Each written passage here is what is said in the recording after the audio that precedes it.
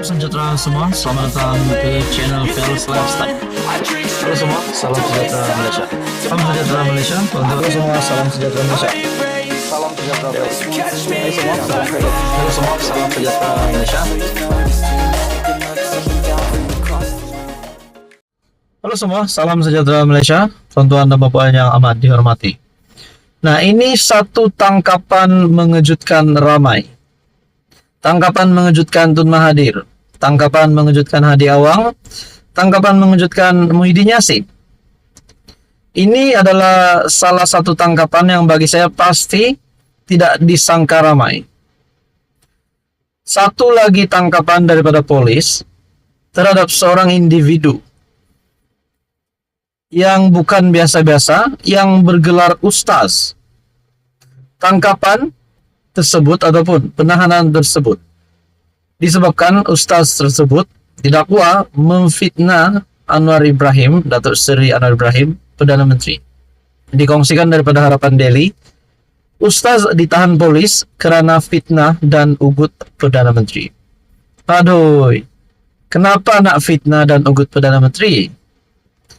Seorang ustaz maktab Mahmud Kulim telah ditahan polis di atas kesalahan membuat kenyataan fitnah dan ugutan terhadap Perdana Menteri Datuk Seri Anwar Ibrahim. Ketua Polis Kedah, Datuk Fisol Saleh, memaklumkan bahawa Ustaz Syafi Arsad ditahan ekoran kenyataan yang dimuat naik di laman Facebook. Laporan diterima dari seorang lelaki yang mengatakan telah melihat satu paparan tangkap layar komen dalam aplikasi WhatsApp. Setakat semalam, kami menerima 5 laporan berhubung paparan ini. Siasatan kes ini telah diambil alih Unit Siasatan Jenayah dan Kematian dalam Tahanan USJKT Bukit Aman. Syafi ditahan reman sehingga 4 Disember. Kes disiasat di bawah Seksyen 507 Kanun Keseksaan untuk kesalahan menakutkan secara jenayah dengan menyembunyikan nama yang membawa hukuman penjara 2 tahun atau denda atau kedua-duanya. Siasatan juga dibuat di bawah Seksyen 233 Akta Komunikasi dan Multimedia AKMM kerana penggunaan rangkaian perkhidmatan tidak wajar yang membawa hukuman penjara sehingga setahun atau denda sehingga RM50,000. Bagi saya, mana-mana yang cuba memusuhi Datuk Seri Anwar Ibrahim, cuba memfitnah. Ini kan lagi yang kita dengar sebelum ini berkaitan dengan ragut nyawa Anwar dengan ugutan daripada seorang TikTokers yang akan memberikan habuan sebanyak RM5 juta untuk harga Datuk Seri Anwar Ibrahim. Bagi saya, semua orang-orang yang membuat perkara ini, ugutan, fitnah, apatah lagi melibatkan nyawa, perlu dikenakan tindakan yang lebih agresif. Perlu dikenakan tindakan undang-undang sehingga mampu dipenjara, dan ini tidak lagi menjadi ikutan pada masa-masa akan datang demi untuk kemakmuran rakyat Malaysia, kemakmuran negara Malaysia. Mungkinkah mereka patut disaman beratus juta, beratus bilion, tak tahulah berapa. Tapi saudara-saudara, yang penting kita berdoa supaya Malaysia dalam keadaan yang selamat. Tuan-tuan dan puan, apa komen Anda? Sekian saja untuk kali ini. Teruskan bersama di dalam channel ini untuk info yang seterusnya. Halo semua, salam sejahtera Malaysia, tuan-tuan dan puan yang amat dihormati. Perombakan kabinet. Bilakah Datuk Seri Anwar Ibrahim akan membuat rombakan kabinet? Nah, selain daripada tarik perombakan kabinet yang kita nantikan, antara persoalan-persoalan lain yang timbul, siapakah menteri yang akan digugurkan?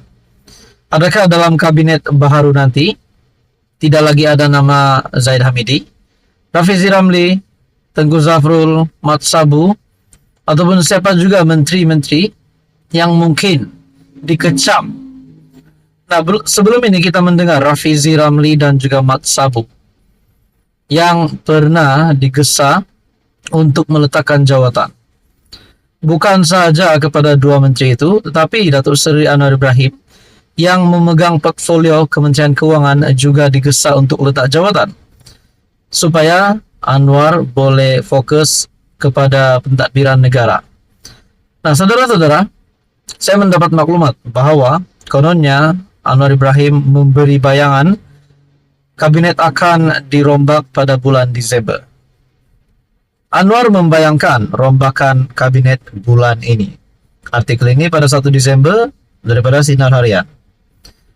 Perdana Menteri Datuk Seri Anwar Ibrahim pada Jumaat membayangkan bahwa rombakan kabinet akan berlaku dalam bulan ini. Ketika diajukan soalan berkaitan rombakan kabinet selepas menunaikan solat Jumaat di Surau Putra Al-Amin Fasa 4C, Presiden 18, Anwar telah memanggil seorang kanak-kanak, Akmal Afif, dan memintanya untuk mengulangi soalan berkenaan sebagai mewakili pemberita. Datuk Seri, bila rombakan kabinet, tanya kanak-kanak tersebut. Akmal cadang bila, sebelum atau selepas 2024, kata Anwar kepada kanak-kanak berkenaan, dan Akmal Hafiz menjawab sebelum 2024. Dia jawab sebelum 2024 saya setuju, kata Anwar. Nah, di sini bayangan daripada kenyataan Perdana Menteri sendiri bahwa kabinet akan dirombak sebelum 2024, bermakna pada bulan Desember.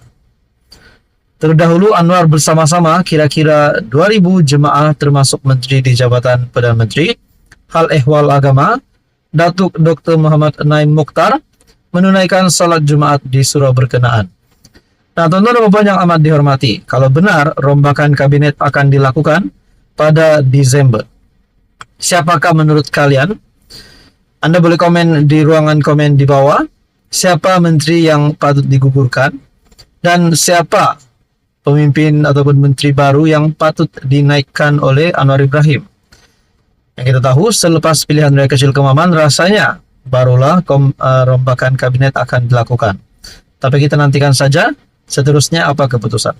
Sekian saja untuk kali ini. Teruskan bersama di dalam channel ini. Untuk info yang seterusnya, mohon bantu channel ini dengan menekan butang like, share, dan juga subscribe.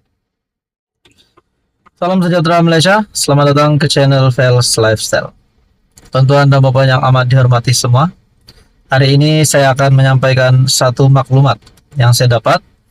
Ini adalah berkaitan dengan keadaan bekas Perdana Menteri Najib Razak di penjara Kajang.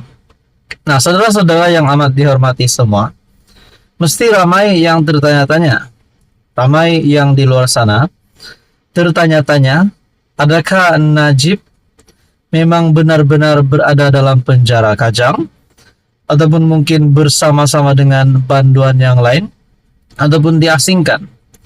Nah, hari ini, saudara-saudara yang saya amat hormati, terdapat satu maklumat yang saya lihat dalam media sosial yang menyebut keadaan terkini Najib Razak yang pasti ramai tak tahu. Tapi sebelum itu, saya percaya penyokong-penyokong bosku di luar sana mahu Najib dibebaskan secepat mungkin, mahu keadilan untuk Najib. Tapi hakikatnya sehingga hari ini Najib Razak masih menjalani hukuman penjaranya. Nah, teman-teman, dalam satu artikel dari Malaysia Kini, Syafi telah membuat pendedahan baru di mana beliau menafikan spekulasi Najib tiada dalam penjara. Nah, dari mana timbulnya spekulasi ini? Benarkah Najib tiada dalam penjara? Kalau begitu, Najib di mana? Adakah Najib di kediamannya di rumah ataupun di mana? Peguam Syafi Abdullah menafikan spekulasi yang mendakwa bekas Perdana Menteri Najib Razak tidak menjalani hukuman penjara. Sebaliknya, kata peguam bekas Perdana Menteri itu, Najib ditempatkan di sel berasingan atas faktor keselamatan. Biasalah, kita pun tahu Najib Razak adalah seorang bekas Perdana Menteri. Mungkin ada juga yang memusuhinya. Mungkin juga ada banduan-banduan yang sedang menjalani hukuman penjara dikenakan hukuman semasa pentadbiran Najib sebagai Perdana Menteri. Mungkin juga dia dalam penjara yang biasa, tetapi atas isu keselamatan dia diasingkan. Mungkinkah Syafi membuat pendedahan ini disebabkan Najib Razak yang diasingkan daripada bantuan-bantuan lain, takut Najib dibelasah, takut Najib dibunuh rasanya.